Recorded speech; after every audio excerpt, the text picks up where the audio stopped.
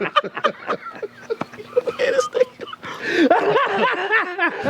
it's just basketball. At the end of the day, it's just basketball. Like and subscribe on the way in the door, my people. I hope you all are having a truly, truly fantastic day today.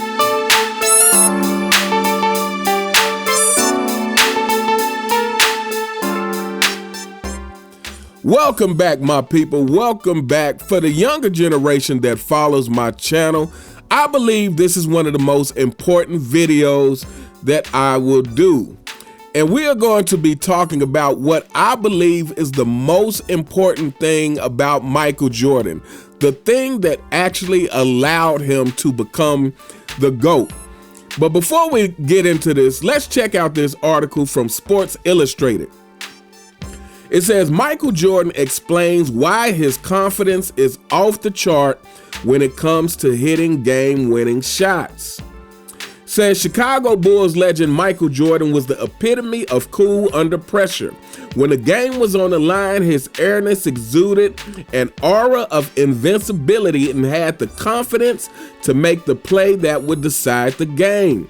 Jordan once peeled back the curtain on his mentality and explained why he could stay so calm in those clutch moments. Unwavering confidence.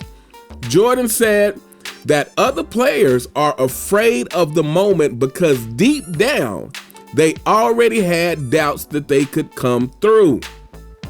Says, quote, those guys, when it gets stripped down, don't believe in themselves. They aren't sure they can hit the big shot, so they can't. It's a self-fulfilling prophecy. It says the six-time NBA champ wanted to make it clear that he was anything but fearful. It was a confidence born out of endless hours, mastering the fundamentals and working on his game.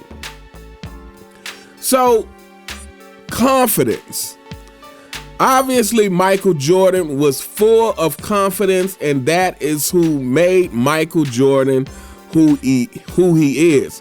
But the thing is, where does confidence really come from? Does it come from practice? You know, does it just come from believing in yourself? Where does confidence come from?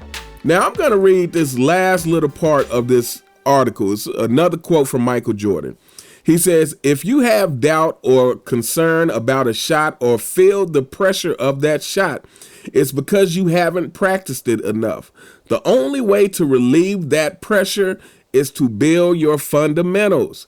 Practice them over and over so when the game breaks down, you can handle anything that transpires, Jordan added. So now Jordan is saying, hey, you put in the hours of practice and you don't have to be fearful.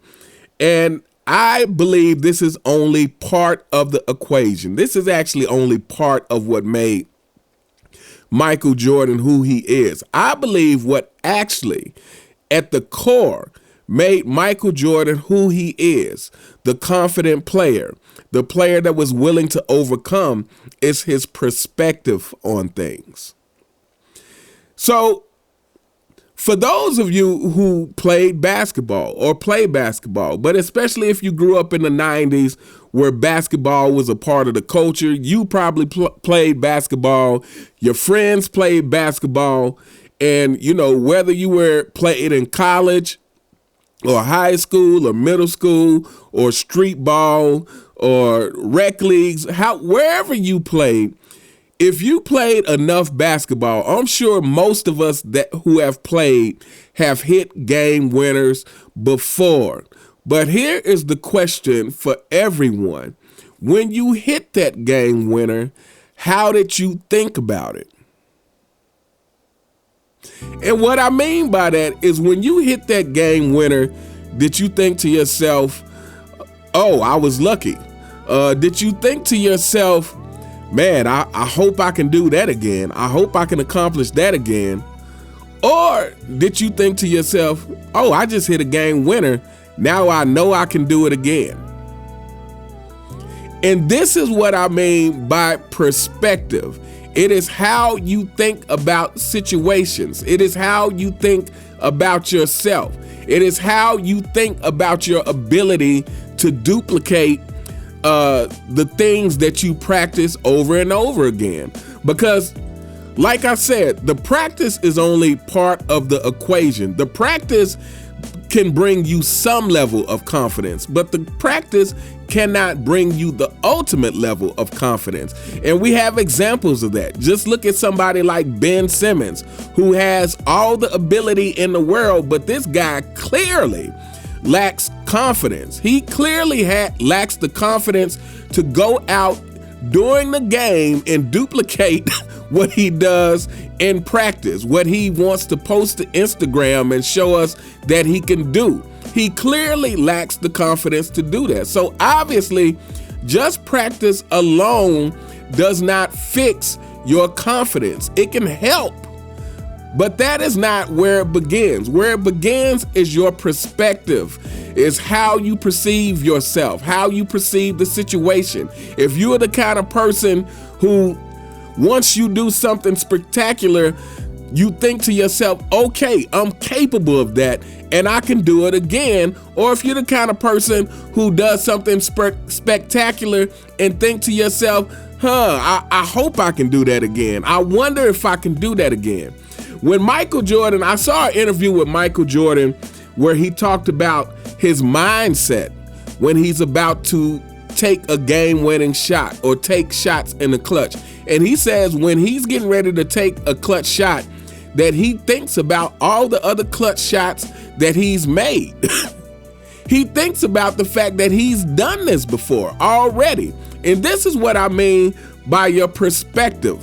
And it goes to everything in life. Even when Michael Jordan's father was taken away from him, Michael Jordan said in an interview that at least I got to have him for 32 years. That was how Michael Jordan chose to look at that. At least I got to have him for 32 years. And so it's your perspective, how you look at things, that truly will decide what level of confidence you can reach. It's about the things that you choose to focus on. Are you the kind of person that focuses more on your failures than your successes? Because if you're the kind of person who focuses more on your failures, you're going to have a lot more failures to come. If you're the kind of person that focuses on your successes and let your successes be a representation that, yeah, I can do this, then you're going to have a lot more successes to come. This is Michael Jordan. Just like when Michael Jordan hit the shot at UNC in 1982.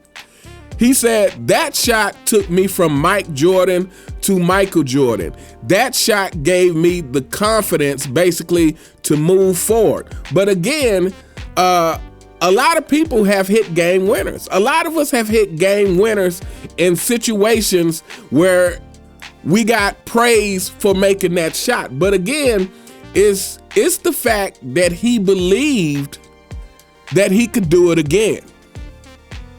Because he could have hit that shot, and had he been doubting himself, had he been wondering, oh man, can I replicate this again? Can I do this again? Can I make a shot when everybody in the world has eyes on me and is counting on me? If he had that perspective, his life could have took a totally different route. So I would argue that that's really the difference between people who have real confidence and people who don't. That's the difference between the level of greatness that a lot of players reach, is because they have confidence because of their perspective about things, because their confidence, like Larry Bird, to be able to say, oh, I'm going to dribble to this corner and shoot a three right in your face and do it. That's a level of confidence that has no room for doubt. That's a level of confidence that says, I've done it before and I can do it again. When you have somebody like Kobe Bryant, who shot, 5 air balls against Utah that year as an 18-year-old kid, and to have the confidence to not let that break you, to have the confidence to not let that failure define you. Confidence is not only how you look at your successes, it's also how you look at your failures. And if you view your failures as something catastrophic, or if you just view your failures as part of the process. Again, the Michael Jordan commercial where he says, I failed over and over again, that's why I succeed. That is just understanding that, yes, you are going to fail, but failures aren't catastrophic. It's just a process, if you let it be. So this is why we have players that are super talented but only go so far. Or why you probably knew people in your neighborhood that had all the talent in the world but only went so far. It is because of their perspective. It is because of their inability to do something amazing and have the confidence that they can do it again, have the belief that they can do it again, to hit the game-winning shot and say, okay, I hit this shot once. Now that is confirmation that I'm capable of doing it over and over. So to wrap this up, I just want to say that confidence is about your perspective on things. It's how you perceive it. When you do something great, is that confirmation for you that you can do great things over and over again? Or when you do something great, do you think to yourself and doubt your ability to do it again? And the last thing, it's about what you constantly think about. Do you constantly think about the positive things that you have accomplished and use that as confirmation of what you are capable of? Or do you constantly think about your failures? Anyway, we are going to hold up here. Let me know what you guys think in the comments. And in conclusion, I'm going to leave you all with this quote from the GOAT. One day you might look up and see me playing the game at 50. Oh, don't laugh. Don't. Never say never. Because limits, like fears, are often just an illusion.